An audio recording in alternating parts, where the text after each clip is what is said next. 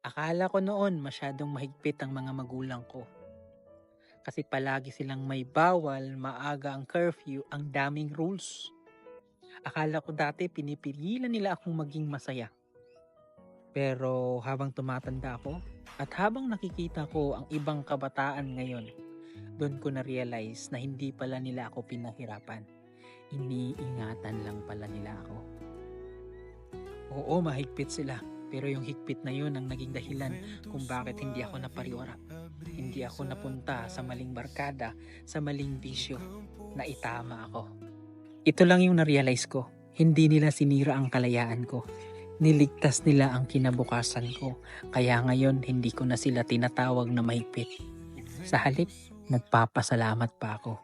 Kaya sa lahat ng mga kabataan na feeling nila tinatanggalan sila ng kalayaan or pagiging masaya, sana maintindihan ninyo. Gusto lang kayong iprotektahan ng magulang ninyo para maisalba yung kinabukasan na meron kayo.